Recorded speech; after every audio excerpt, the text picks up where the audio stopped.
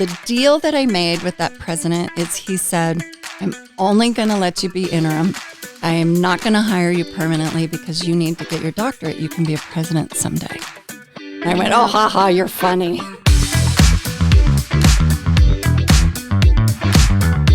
The following is a Big Sky Economic Development production. It's Mars B. And Kavo. And this is The Vault at 201 North Broadway. A business podcast. Where we bring you entrepreneurs, small business owners, and community leaders of Montana. To share their stories, expertise, industry insights, and strategies. And we are sharing them all with you every single week. You don't want to miss this. Learn how to better start, manage, and grow your business. And your leadership style. Tangible takeaways to save you time and improve whatever it is that you're working on. You're listening to The Vault. Thank you to Big Sky Economic Development for supporting The Vault at 201 North Broadway. Big Sky Economic Development provides leadership and resources for business creation, expansion, retention, new business recruitment, and community development. If you are starting a business, growing or expanding your business, diversifying your customer base, or maybe you're looking for business trainings to attend to continue to learn and grow, they're excited and here to help.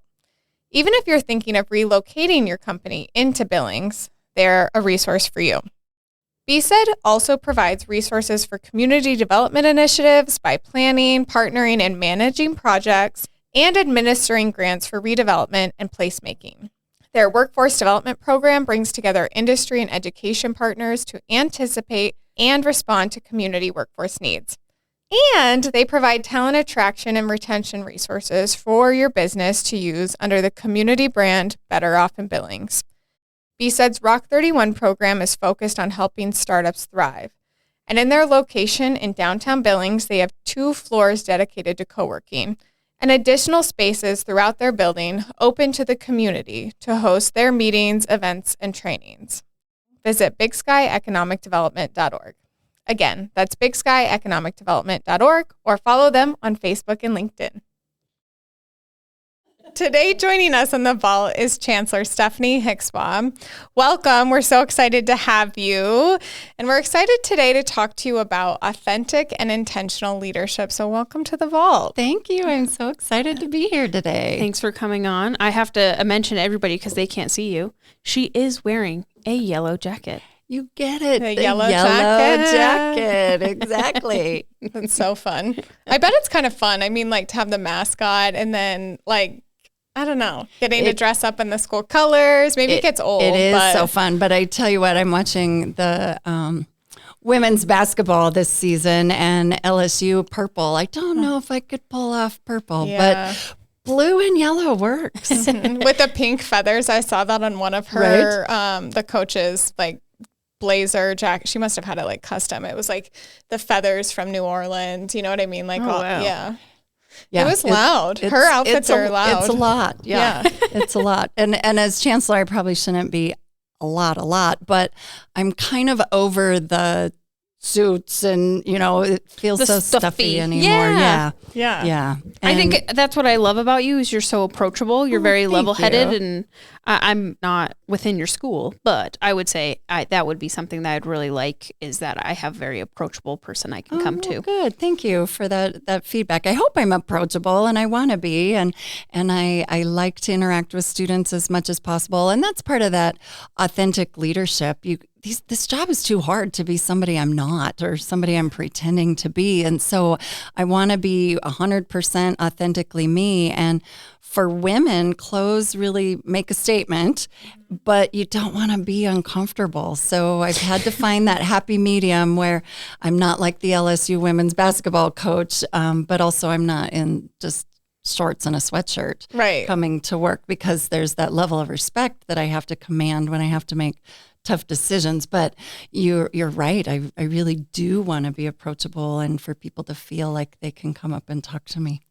So let's dive into a little bit so that our audience can get to know you and tell us a little bit about your background, maybe where you grew up, because you're Chancellor of MSU which is a very that's a big, important, and public role here in our community and here in our state and region. But what was younger Stefani? What was she doing that got her to where she is today? Well, thank you for asking that question, because it is a story that I like to tell for our students to see that, yeah, just because I have this job, I wasn't coming from a privileged background and wasn't planning on being a college chancellor. Nobody grows up and says, oh, I want to be a college chancellor. What even is that? When I got this job, I got my first pantsuit at 5 and I knew that I wanted it. Well, and even my mom, when I told her about this job, she said, what's a chancellor? So the younger Stefani, I grew up on a farm in Dillon. And so it's so fun to get to live and work in my home state, and to be in the 406 feels really like a privilege, and to be challenged professionally and yet get to be home. I grew up in a family where my dad worked on this farm as a farm laborer, and my mom was a stay-at-home mom. And it was really a great opportunity. And I was a pretty good student. I liked school a lot and enjoyed every fall getting my pencils ready and my notebooks ready. So this job's perfect for me, because I get to do that every fall for my whole life. What a fun experience that was as a kid, honestly. Right? Like back to school shopping, especially in smaller towns where you like had to go out of town. It was a whole day. We were Lisa Frank kids. Were you a Lisa Frank kid? I don't know what that means. Oh my gosh. Do you know Lisa Frank? I do. Yes. I do. So we were Lisa Frank kids. Okay. So. I'll look it up later. Yes.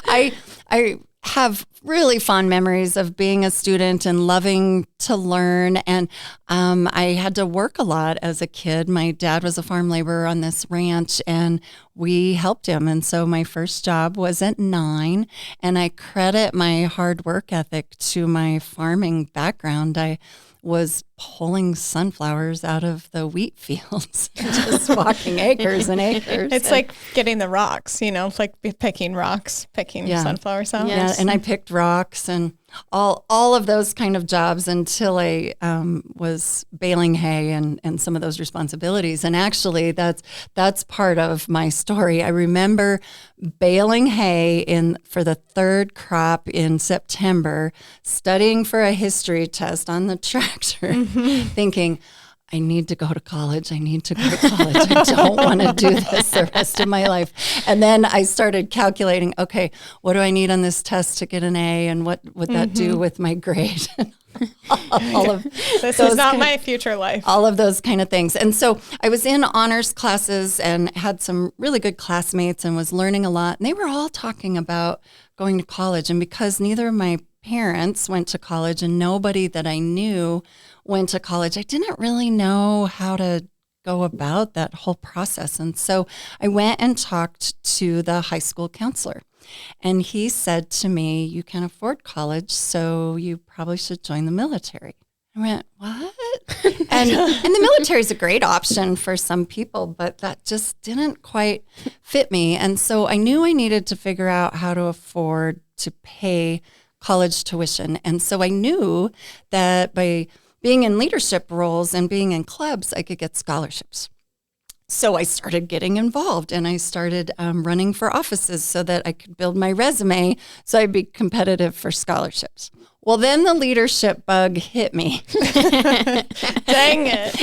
And the rest I hear that itch never goes away. It really doesn't. I mean, it's something that you don't really know that you have until you get it, and then it really doesn't ever go away. But it was tough to be the first in my family to ever have ventured to go to college. I didn't know what a syllabus was. I didn't know how to do my schedule. I didn't know how to navigate. And so it was really, really tough. But I went to the University of Montana, and I majored in communication. And I came home at Christmas, and my dad said, What are you doing? And he didn't know what a major was. And I said, well, I'm studying communication. And he says, Steph, you already know how to talk, and you talk a lot. And really well. So he didn't understand why I was spending all this money. So I had to explain and help my parents understand how all of that worked.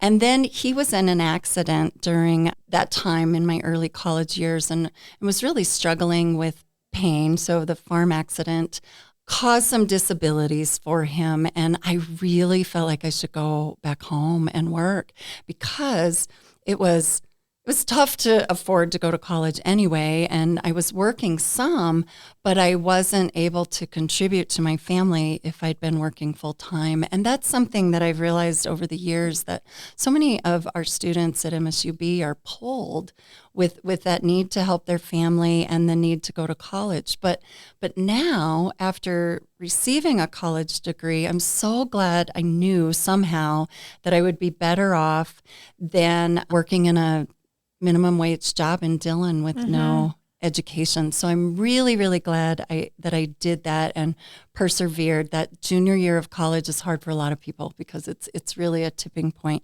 And I was able to graduate. I did undergraduate research as an senior in college, and I didn't know what undergraduate research was. And now I'm promoting that as the Chancellor of MSUB to give students opportunities to do research. And my very, very first job out of college was an academic advisor in Kalispell.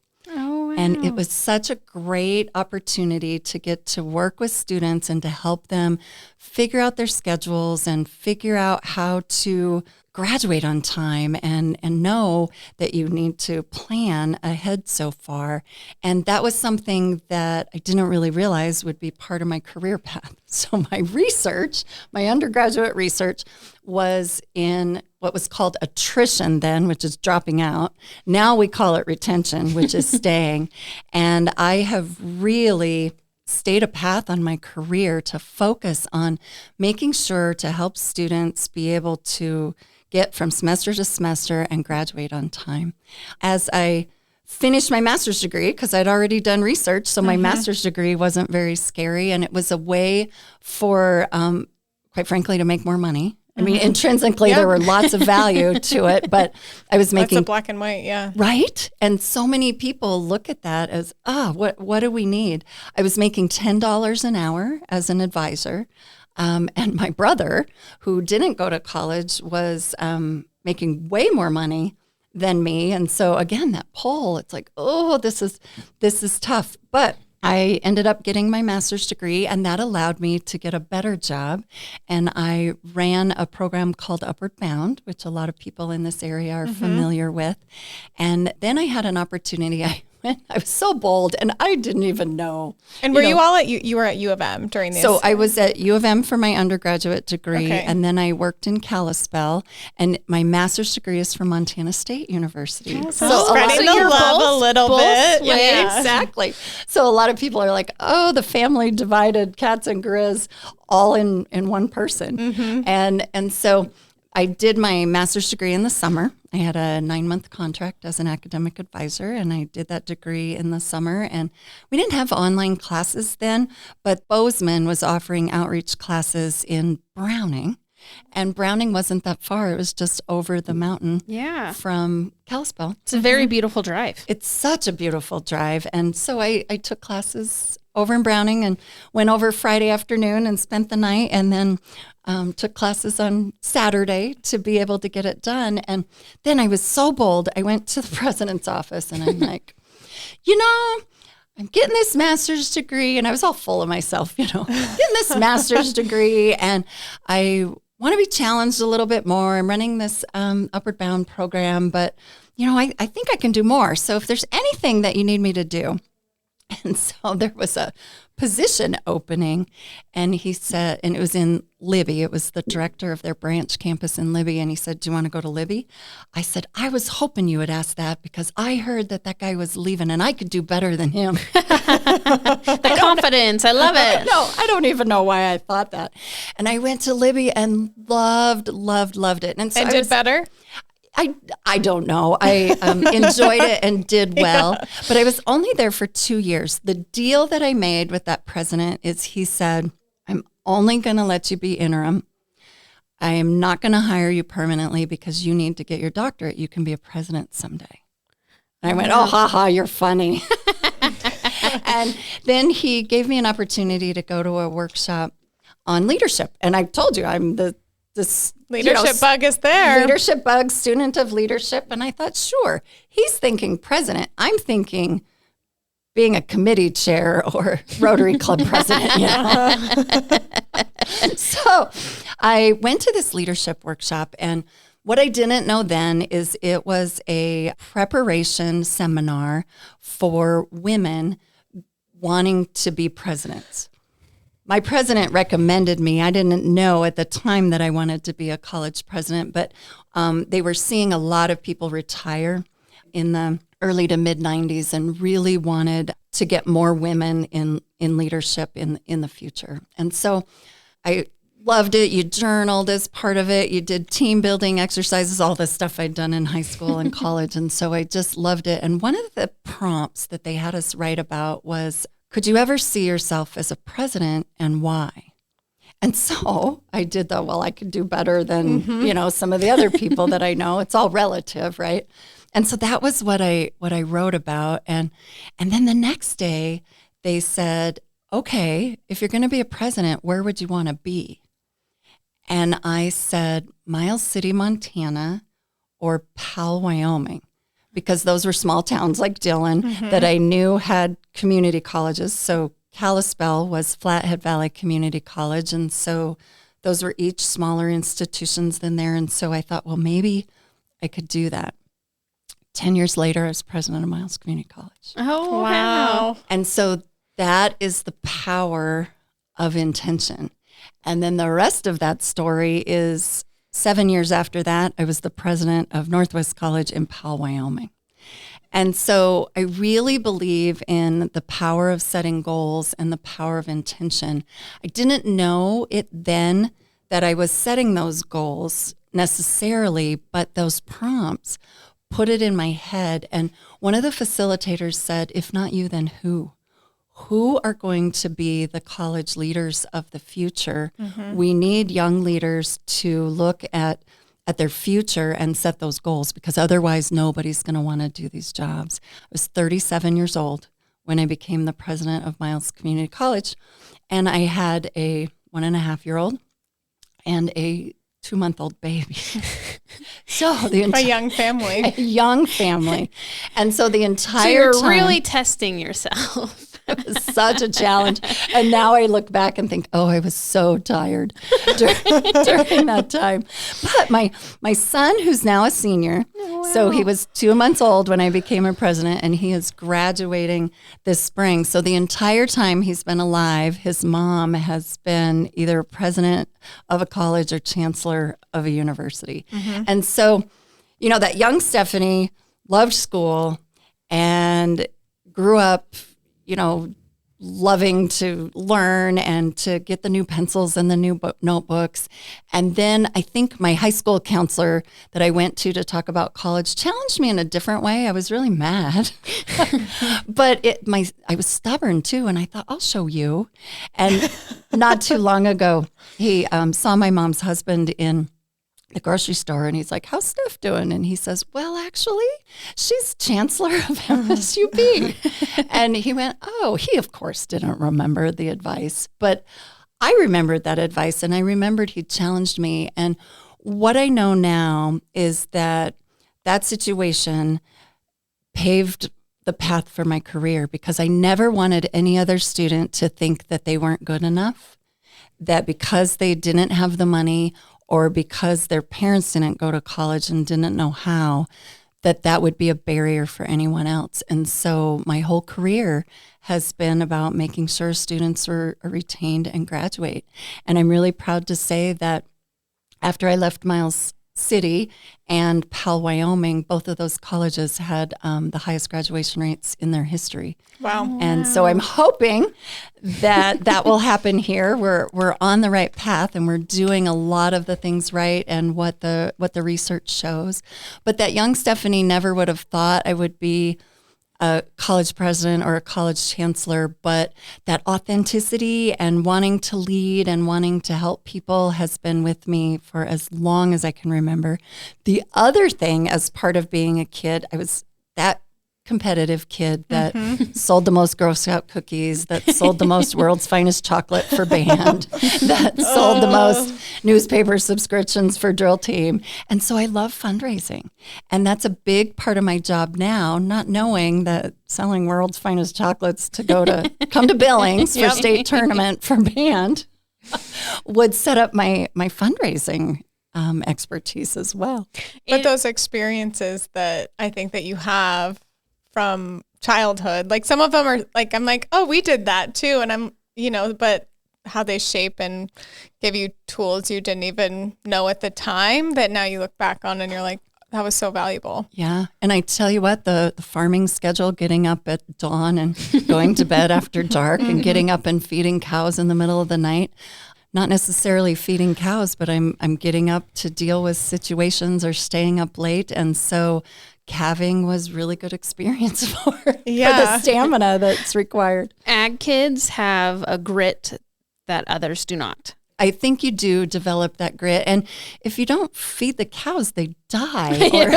Like you have living things. And then you can't feed your family because, right. And so the consequences are really dire. And so that grit, that determination that I learned early on really has stuck with me and serves me well.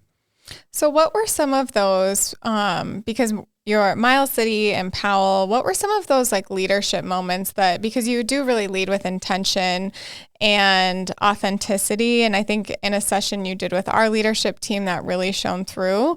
What were some of those things that you look back on and like, oh, that was like a defining moment for my leadership style? So I was 37 years old when I became a president, and I had a baby that I was nursing.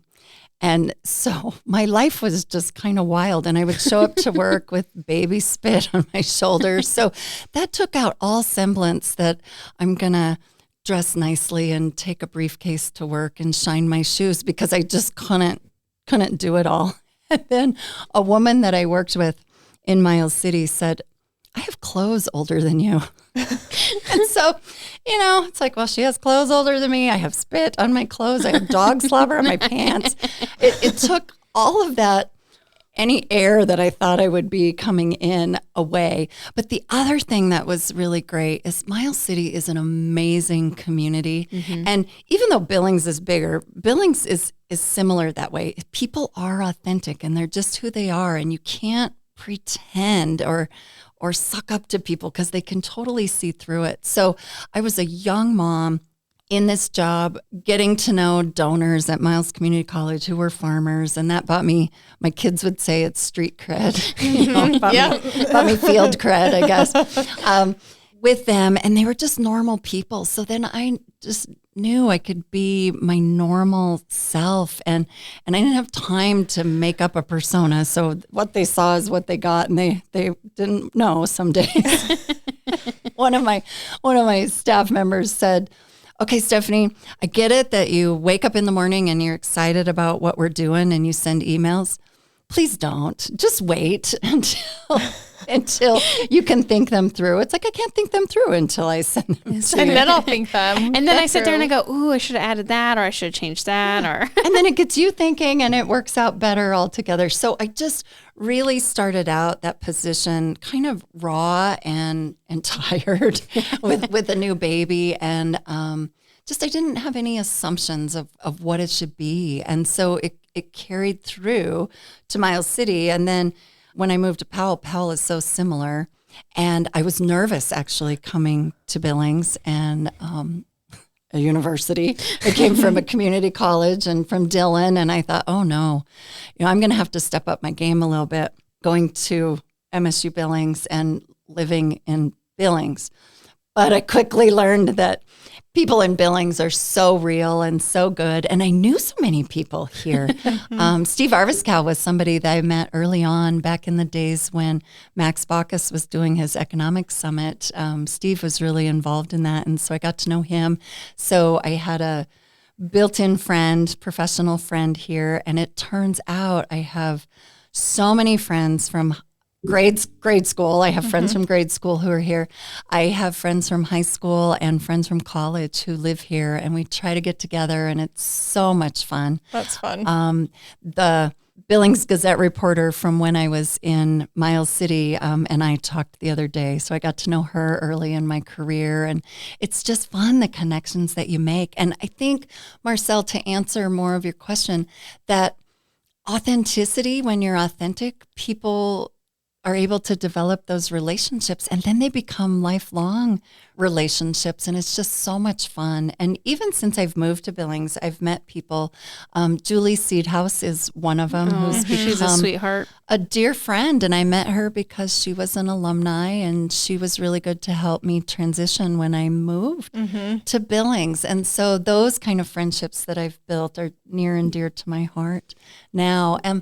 So that's the authentic part, and that goes with intention. So I'm pretty goal-driven and focused, but the example that I told you from that leadership seminar I talked about really opened my eyes to the power of intention. And I believe there is something really, really deep down about setting intentions, because you set up expectations and then you work toward that. It's not just like an idea. A thought becomes an idea, which becomes a plan, which becomes a goal, which you break it down into tactics of what you're going to do to get there.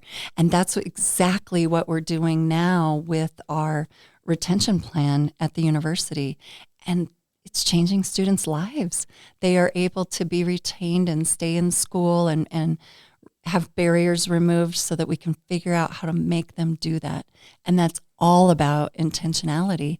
And I talk to them at the beginning of the year when they come in and make them set the intention that they're going to walk across the stage and shake my hand in 4 years or 2 years for City College students. And they set that goal right there on the first day.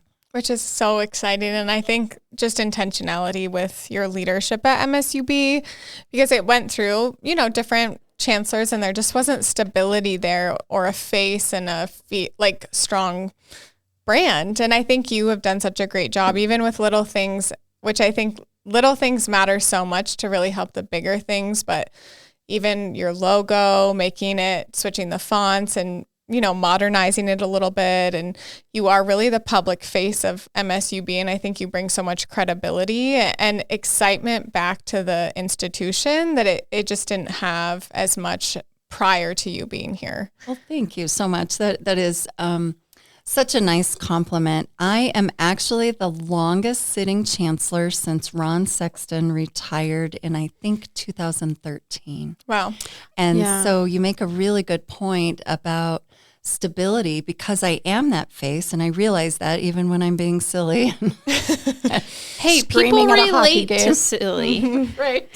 Right. Well, and I'm human. I just am who I am.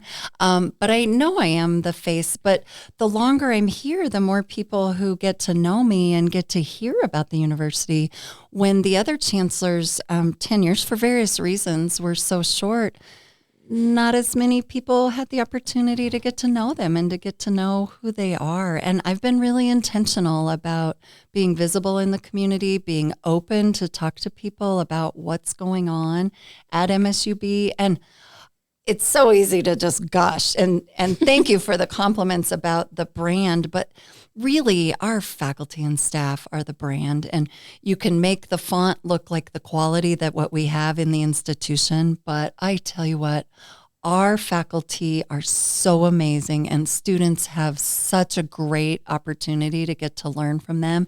And so that's what I want to tell people when I'm out in the community. I want to share all those great things. And so if the logo and the branding and the way we talk about the university helps convey that, then we're doing what we're supposed to do. Yeah, absolutely. You talk a lot about you have family, you had young kids at a time, and you were navigating all of that. How did you set your boundaries and balance your career pressures? Oh, I didn't. Not at all. Not at all.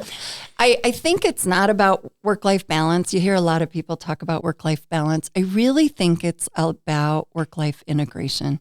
You just integrate it in what you do, and that's how you do it on the farm. it's not like you get up and go to work in the morning and you work from 8 to 5 on the farm. It's just part of who you are and what you do. So my kids were at basketball games with me. Daycare canceled one day and they had to come with me to work. And amazingly, ironically, we had a meeting about daycare on campus that day, and that wasn't planned at all. But those kind of situations make me a much better supervisor now when one of my staff members, something happens at daycare and she has to go pick them up, or another person, his kids were sick and he needed to stay home. And so I know all those experiences and I remember all of those things. And so that helps me to be a better supervisor, I think. But also it helps you be human when you come to work with dog slobber and that happens to me more often than I'd like to admit. Right, I know. And my husband took a picture of me the other day cleaning a toilet, and it's like somehow I didn't picture myself cleaning a toilet when I pictured myself as the chancellor. But you still have to do that, and you still have to make time for friends. One of my very, very closest dear friends from grade school lives here, and we try to have lunch once a week. It doesn't always happen, but we really try because that's how you kind of get your bucket filled. Yeah. The other piece of it really is being with students. Not only do I remember them and think about them always in the decisions that we make by being around them and hearing their stories, it just helps make the job so much fun and remember the purpose. But also, you asked about boundaries. I have been really, really intentional, Marcelle, to use that word again, about making sure to attend my kids' sporting events, to take off days at work when they have days off at work or days off of school. My son recently had a scheduled break from school, and I scheduled that break to be no appointments for me. And we ended up going skiing that day. Fun. But that's important, to make those things important. And my son, who's a senior, just texted me today to let me know the date of the senior award ceremony, and I will change my schedule to make that happen. So that's really important. Spending time with family, making time for family dinner. Up until high school, because my boys don't want to eat breakfast anymore, but up until they were in high school, I made breakfast for them every morning. Wow. And we eat dinner at the dinner table as many nights as possible. And that's intentional as well. Whenever we are all home together, or we wait until somebody gets home so that we can sit down and have dinner at the table. And so I spend time on the weekends making sourdough bread and making casseroles and putting things in the freezer. And my husband is a good cook too, but so that we have those meals ready. And that's kind of my love language, is to cook for them. For food. I love that's my love language too. We love food. I'll cook for you. I'll make some sourdough bread. I'll bring dessert. Perfect. But I think that's important. Homemade food is important. Growing up on the farm, we always had a garden, and my mom canned, and I think we're all healthier as a result. And so I hope my kids have learned good habits. My oldest son is away at college at Laramie at the University of Wyoming, and he has really had to be intentional himself about eating, because it's easy to eat at Chick-fil-A every day. They just got a new Chick-fil-A. Oh, wow. So I'm sure that's like packed with college students. Right. But he knows that that's not the best choice. And so he said, I'm eating spinach, Mom. Popeye would agree. Exactly. And the other thing I do kind of, I don't know if it's balance or it's time management, is that I don't fold socks and underwear. I don't iron the backs of my shirts. Nobody sees the backs of my shirts because I'm wearing jackets all the time. I love that. That is so great. I've simplified my wardrobe. So you all can see what I'm wearing. The audience who is listening cannot. But I have on a yellow jacket that was purchased with a yellow shirt. And they are hung in the closet together with the pair of blue navy pants that I have on, all in the same hanger. Which I think that's great. Well, then I don't have to make decisions. Yeah, to be like, I'll pair these. Yeah, because I can't do that. And wearing suits works. It's like animals for adults. The pants and the jackets are the same. Well, I think I love that. And I think that like busy people, like it is simplifying your wardrobe and just making those little things. I am working on simplifying it, but like I'll even outline my outfits for the full week, like on Sunday, just so that I can grab and I don't waste time in the morning trying to figure out what I'm going to wear. See, I'm still in that phase where I'm like, I don't know what I want to wear today. And so if I would have done that, I'd still probably be indecisive. And it's like getting rid of the stuff that's not comfortable, like Yeah. you said, because I'm like, not wearing that. Not wearing that. Yeah. And I've just got to the point where I have to know what I like and what goes together and what I'm comfortable in. So then I don't have those days where I wake up and go, I don't want to wear that. Yeah. Because I don't have time. Yeah. So I just have to decide. And I know this jacket and this shirt and pants are comfortable and fit. And it's a yellow jacket. And it's a yellow jacket for the yellow jacket. I love it. Exactly. Something you've said before when we've had a different conversation, you've talked about, I mean, and it's bringing it back to the family conversation a little bit, but I just think it's so impactful and powerful of your sons grew up with you being a president, which is a very big and public role, but they also grew up with you hosting and out in public doing these things. So I think, and they're probably, as they're getting older, if they didn't when they were younger, but what a value to be able to, as a young kid, just grow up in those environments. So now as they're entering into college and adulthood and their careers, that they're like a step ahead a little bit because they have some of these etiquette and just, you know, soft skill things that were built into their life since they were little. Yeah, they know how to work a room. When they were little, we would have these events at our house. And a lot of times it would be donors or coming. Students are easy because they love little kids and we'll play with them and stuff. But there would be donors and they would be all excited. Can I answer the door? And they would take people's coats and hang them up and they would shake their hands and introduce themselves. But one really funny story is, so they ate at a lot of these events too. And when they were early teenagers eat a lot. We had a buffet at the house, but it was more hors d'oeuvres, and some were hot hors d'oeuvres and some were cold, but they've been eating this kind of food their whole lives.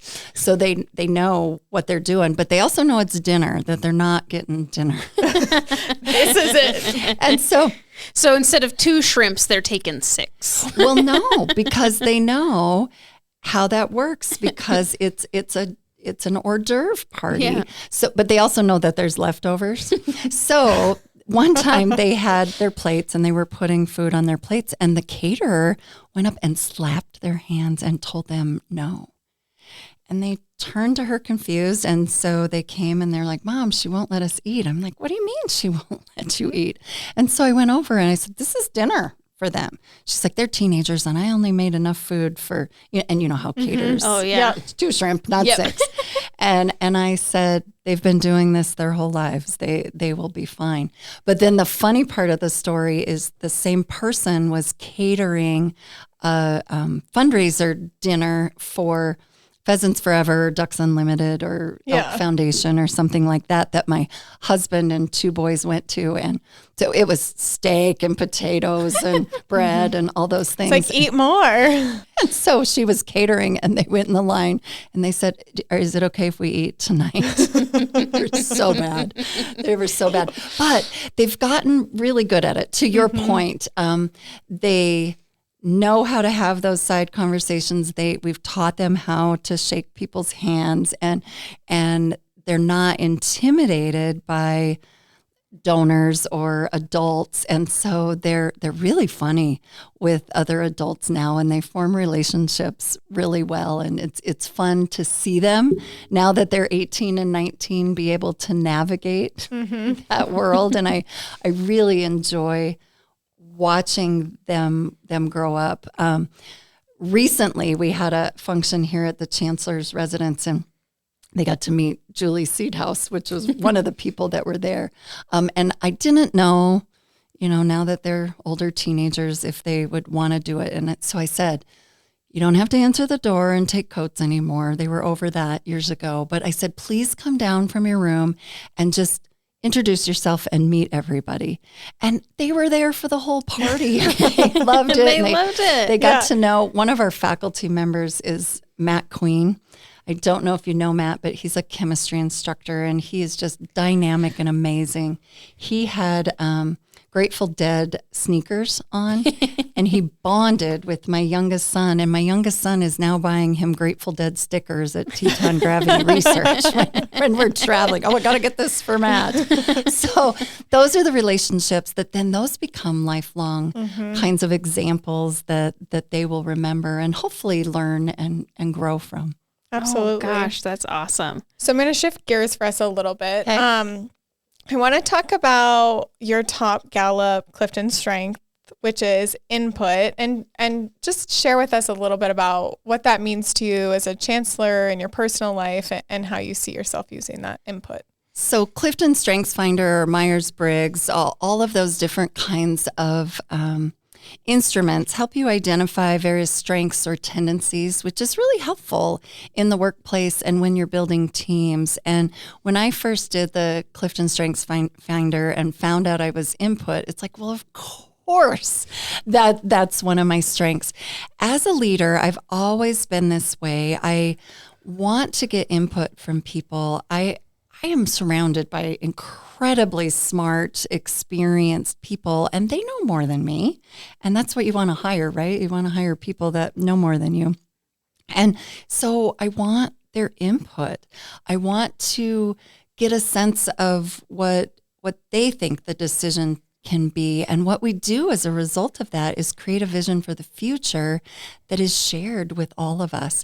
And even just today, I sent an email to all employees explaining a situation that happened and asked them for feedback. I said, we're learning and we're making some changes already to some of the processes that we use, but please give me feedback, and we'll compile that feedback and take a look at that feedback, because I think we can be better when we look at all different angles. And my schedule is so booked, and sometimes I don't get out on campus as much as I would want, and so I don't want that to become blinders. Mm-hmm. And so I want that input. I want to make decisions together as much as possible. But I also realize that as a leader, the buck stops with me, and sometimes because leadership takes such courage, I have to make decisions that are unpopular sometimes, and I have to know that I'm the one with the authority. I'm the one that will get blamed if things that go wrong. And then I want to give credit to those people when things go right. And so it's really important as a leader to go in with that intentionality to get the input, but also to communicate how you're going to use it. It's input, not necessarily you get to make the decision. Consensus isn't always the best way to make a decision. It's also not always the most efficient. And sometimes I just have to say, okay, give me your input, give me your thoughts. If you think about more tonight, send me an email, let me know, but I'll make a decision by tomorrow. Mm-hmm. And sometimes when I leave the room, I don't know what that decision's going to be, and I have to incubate it a little bit. And sometimes I will call the president at MSU, who is my boss, who is wonderful. I love President Cruzado. She is just amazing and such a great example of how to be a strong woman leader in higher ed. And she gives me good counsel and allows me to, make decisions, but she always gives really good advice. And so input from all directions, input from supervisors, sometimes input from community members, and input from students and employees. We'll be doing our next strategic plan soon, and my Strengths Finder for input will come in really, really handy, because I want to get a lot of input to set a vision for the campus for the next century. We are going to have our 100th birthday in 2027. And so that's so exciting. We will be planning for our second century of existence. It's so exciting. That's huge. That's like big party on campus, big things happening. And I'll get to be the chancellor when we have that big birthday. I'm really That's excited. awesome. Yeah. What a milestone for you and the school. That's really exciting. It's huge. Yeah. Back to your input, strength. I think you being really genuine and authentic and really wanting the feedback helps with your credibility. Good. And with that, I think that builds stronger team and a stronger culture within your faculty, because they know that you're actually listening to them and that you'll take the input that they're providing and act upon it in the best way that you see fit. And just through all of the different things that, we hear in small businesses, that is one of the biggest things that your team, your employees, your faculty, they need to see credibility in you, or that's when you start to falter. So. Well, so thank you for that nice compliment. I hope that's the case. You want to be credible as a leader, so that means that you have to be authentic. You have to tell the truth. You have to make the hard decisions. You have to give them the brutal reality. I mean, we're dealing with budgets right now, and that brutal reality is hard, but you have to have hope that there's something bigger and something better that we're all doing this for, and it's student success. And there is no better thing that we get to do than inspire those students. So I hope that that's the kind of stable, credible leadership that I give, but I also hope the same of my team, because my team are working with all of these various groups, and then their teams are working with students and doing so much. So you want that credibility at all the different areas of campus. So thank you for that. I appreciate that. I love that. And we want to be credible in the community too. Marcel, you were talking about the brand, which is absolutely what we want to stabilize, but we want us to be seen as a credible, rigorous institution where somebody can get a good education. And that's absolutely true. And I think so many people don't know that. What a lot of people don't know is how affordable we are too. Mm-hmm. So I just saw the headlines that some private colleges sticker price now for tuition and room and board is $96,000. Wow. And for MSUB, it's closer to $6,000. Oh, wow.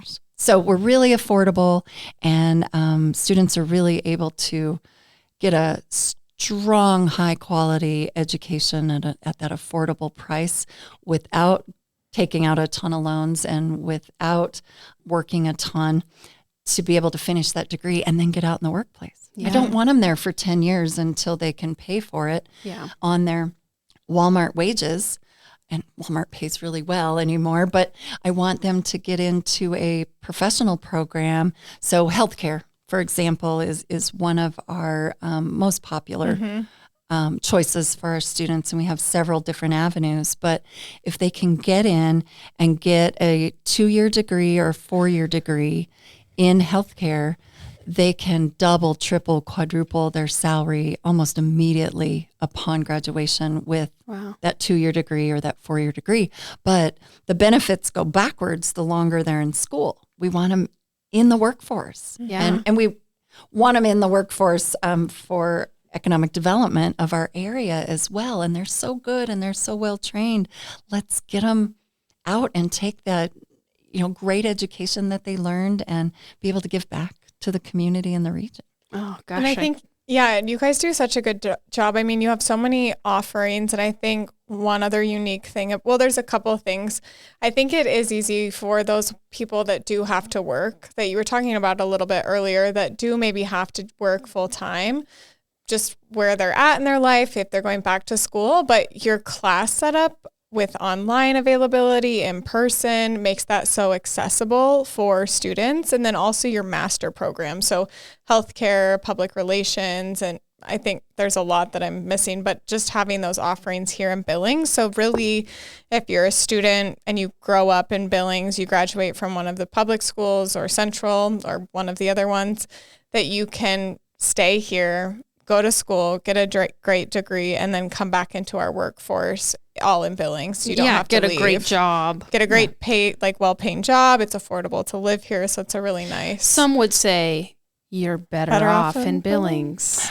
I can hear them saying that. Yes, I can hear them saying that. And it's not just a tagline. It really is true. And because of the educational opportunities here, you're right. We have a wide variety to fit almost anything anybody wants to go into. But because of the modalities that we offer, students can actually take some classes either live some weeks and online some weeks. So we have students from Crow Agency, for example, that started at Little Bighorn College, and then they've transferred here, but they can't always be here Monday, Wednesday, Friday at 9:00 to attend class, but they could be home with their family if something comes up and attend online.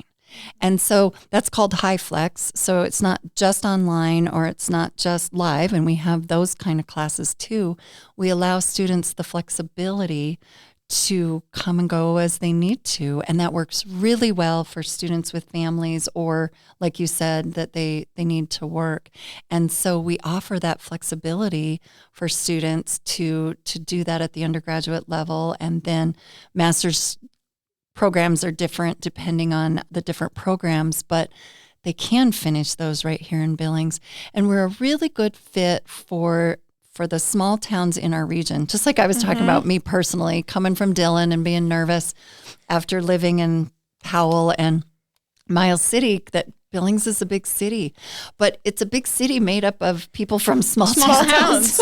That's honestly, there's like, our data is that, and I can't remember the exact number, but our in-migration is from Montana residents. Like, I'm one of those. Like, I'm from rural Montana, and I think, like, I see a ton of people I played sports against. Like, we all either went to Rocky or MSUB, and I think what's great about both institutions of they're smaller, they're accessible, they're not like the huge, overwhelming like class sizes. Like, you get to know your professors. They know your name. They know if you're not in class and why, because they care, and they care about you finishing your education. Exactly. They know your name and they notice if you're missing. And that's important when you're from a small town. And some people I know come to Billings so that they won't be recognized. Sorry, I hate to tell you, you'll be recognized. I know, totally. But many of our students are from Roundup and Circle and Baker and Shepherd and all those little towns near us, because we're all from there. And I think that's what makes Billings so easy to come to. So not just MSU Billings, but Billings as a community for our students, is that they really feel welcome, and it's that small town feel with restaurants and stoplights and stoplights. And we have a Chick-fil-A. An airport, Chick-fil-A. And an airport, exactly. You know, it's funny growing up, back to the food thing, it's like not a relevant thing, but I don't really ever eat, because we didn't grow up eating out. Like, you did grow up around the table, home cooked meals. So even now living here, eating out is like, especially if it's going to happen, it's going to be like a nice restaurant because it's like a treat, right? Where I'm like, well, I live here now, I could do this whenever, but I still have that like mindset of like, I'm not going to fast food. Like, there's a no for me on that. But like, if we're going out, it's like a special thing, which I think is still like how it was. Well, because you would go to town as a kid for that special treat. Exactly. I am so that way. It is so funny. I got some feedback recently that I needed to eat in the cafeteria more, the dining hall, to be around students. And I love to do that. But I bring my lunch and eat what I cooked, because you're just supposed to do that. It's a treat to go to the cafeteria. So a lot of times I'll go on special nights when they're having steak or sushi to plan for that and to be able to eat with the students. And that's always fun as well. That's fun. So being so busy, tell us a little bit about like what your week non-negotiable like routine things are, just to keep, because you're busy with school, then you have family things coming up too, but how do you preserve Stefani time, and what does that look like? So that goes back to the work-life integration and making sure that I can be in the right headspace to do some of the hard things. And you know how scheduled I am, just scheduling me to be here today. Natalie's wonderful. Yeah, Natalie does a great job. She is amazing. She runs my life and personal life too. And so that's part of it. Is it's really hard for me to ask her to make a hair appointment for me. And she's like, no, because you'll just mess it up. I have created this beautiful masterpiece of your schedule. Yes, and she calls it calendar Tetris. And so it's funny, we just used that term today about Steve. So. Tetris. But she knows what she's working on. So if I make a hair appointment for, let's just say 10 o'clock on Friday, and she's talked to 2 people, I have an opening at 10 o'clock on Friday, I mess it up. So it's been a lot for me to give that up, but that's part of the Stefani time and making sure my head is in the right place. A mentor told me a long time ago that it's really important to delegate in leadership positions as much as possible, because you shouldn't be taking time to do that. And what really appealed to me is you're taking away work from somebody else. That's what they're there to do. So let them do their work. Whoa, that's pretty powerful. That's huge. Powerful. Coming from a farm kid who is used to doing everything, used to shoveling manure and driving truck and getting up to calve or whatever you need to do, it was really hard for me to do that, but it has been a gift because I don't have to think about those kind of things. I don't have to worry. I can set out the vision and the values that I expect, and then people are able to help me with all of that. And so that saves energy. I'm masterful at my time management with the help of Natalie, but energy management was something I really, really had to learn. And as I get older, so I'm 55 now, I've almost been a president or a chancellor for 20 years. Wow. I've had to learn to manage my energy. And as I get older, I can't do what I did when I was 37. And so I really have to make sure to be physically active. If I am just sitting all the time, I can't do it. But because I'm a little bit of an adrenaline junkie, physically active can't use up all my energy. So I have to be really careful. And I found, I was a weekend warrior for the longest time, and I would use all my energy. And it's like, oh, Stefani, you can't go all out every single weekend because you have to rest. And so I have had to discipline myself to rest and to do yoga and to do nothing on some Sundays. I really preserve Sunday as a family day. There's various events that happen on weekends, and I don't want to miss them. Graduation's on a Saturday. I'm not going to miss Saturday of graduation. The powwow. It's once a year. Right. Yeah. It's once a year. The powwow is on a Saturday. Basketball games are sometimes Thursdays, but sometimes Fridays and Saturdays. And so I have to balance. And the other thing, because I love students and I want to go to everything, and I have a little FOMO. I don't want to miss out on anything, but I have to discipline myself, and I have to schedule family time as rigorously as I schedule work time. And I just have to tell people no. But I'm worried. I've had to tell people no because I've had 2 kids my whole time I've been in these roles. My youngest son graduates and is going to be at college, and Natalie and I were just talking that I'm going to have to figure out what new boundaries look like, because those conflicts were on the calendar. Yeah. My kids' concerts, my kids' hockey games, they were on the calendar. I didn't have a choice. But now I'm going to have to make time for my husband and be deliberate and intentional about not working all the time. Mm-hmm. Well, if you need fun date night ideas, I think if you go to Better Off in Billings, they have some guides. So that's great. We were We talking do. about Yeah, eating, it's like we eating actually out, do have one. Yeah. and walkers is always fun. And now we I love heard walkers. That He bought Nick in. and his partnership have been 119, so I'm excited about trying that. Oh, me too. Yeah. You know what's a fun one if you're a wino? If you like wine, which yes. Okay. Yes. I just didn't want to keep telling you. If you're like, I actually don't like wine, that's irrelevant. City Vineyard. So we finally just got in, and you have to be like quick and see it on their Instagram, which you're active on, which is fun. Their wine, we did a France wine tasting event. Nice. If your husband likes wine, it was so much fun. And it's like a little fun date night thing. Yeah. To Their deviled do. eggs They only are do also it delicious. quarterly, but anyways. Well, and so I've never There's been a- there. That is on Oh, my, I love City that is Vineyard. on my Oh, it's list. great. And all the fun breakfast places. Yes. The local and Sophie's some of- Kitchen. Sophie's. And so Sassy. those are things that I'm looking forward to.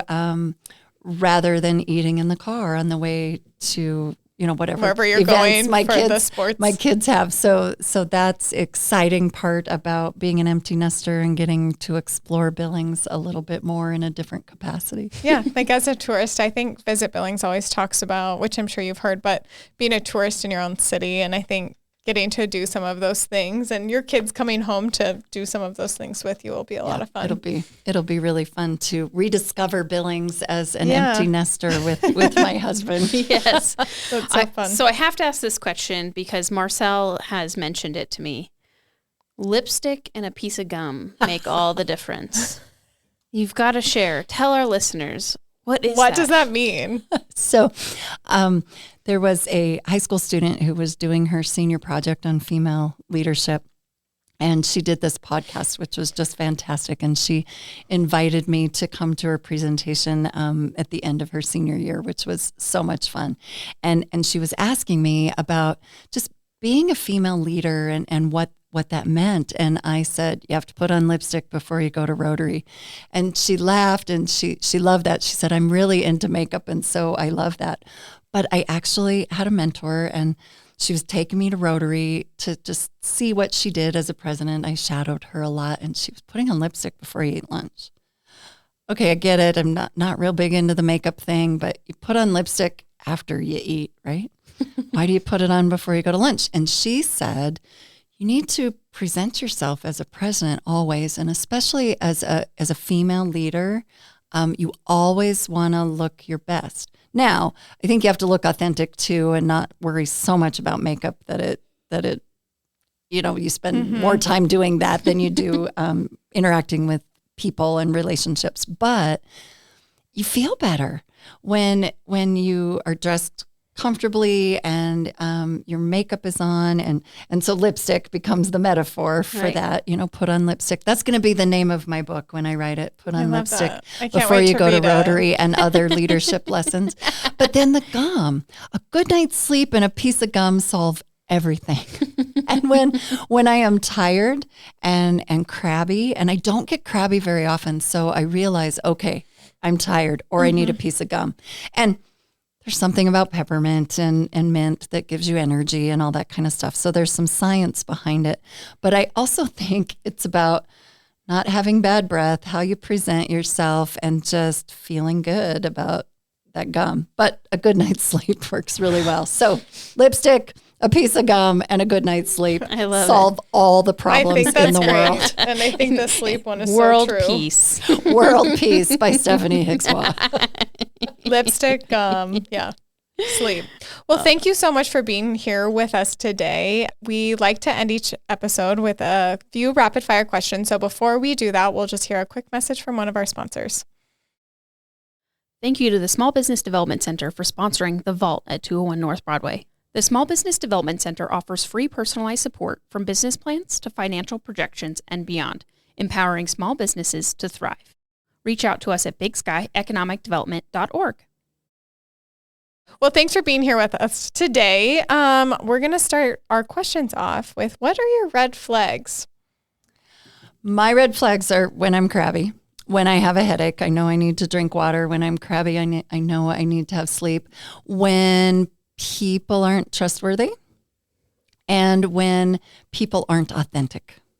I really like those. I think the first ones are a really good on self-awareness and reflection, which I think are huge for leadership. I like to add things in based on our conversation. And so my thing is, what is your favorite thing to bake or cook for your family? Sourdough bread. Sourdough bread? Just regular, regular crispy country loaf, or? Yes, I have an artisan recipe, so sourdough bread. And then my sons are really into burrito bowls right now. And fun. So that has become a favorite. And Korean bibimbap, which is like a burrito bowl with a Korean. Have you done egg roll in a bowl? I've done egg roll in a bowl. So good. You guys, I'm missing out. I did that this past weekend, actually. So good. You buy a bag of cabbage with carrots in it, cook it with whatever meat you want, and soy sauce and sesame oil. Oh, I could do that. And Super sesame easy. seeds. Easy. Yeah, okay. Now I'm starving. So good. Last question. What's your advice for maintaining quality friendships when you're a busy person? You have to make time. Busy people make time for the things that are priorities, and you schedule it. You're not just going to have some evening. Call me some evening when you want to go out, and have dinner. That's never going to happen. You schedule it. And my close friend that I was telling you about, we schedule it every week, and most of the time we make it happen, and it just has to become a priority. And then I also text and message on Instagram and send, memes and those kind of things. I don't always have time to have a long conversation, but hey, I was thinking about you, Easter Bunny, and little fun things for St. Patrick's Day. So yeah, take time. So I'm just going to add one more. Where do you guys like to go to lunch? We try to go to a different place every week Fun. as much as possible. Yeah. Fun. Good one. Well, thank like you. that. Yeah. Good Where take. can people find you? How can they connect with you? So it's really easy if you go on the MSU Billings website and just put in Chancellor in the search, and my Chancellor's page comes up, and Chancellor at msubillings.edu. Awesome. Well, thank you, Stephanie. This has been so great. Thanks for joining us on The Vault. Thank you so much for having me today. We hope you enjoyed this episode. Make sure you are subscribed to The Vault at 201 North Broadway, wherever you podcast, including YouTube. Connect with us on Facebook at The Vault at 201 North Broadway and Instagram at TheVault_201. Don't forget to visit us at thevault at 201.com and subscribe to our newsletter. We will see you next time. Bye.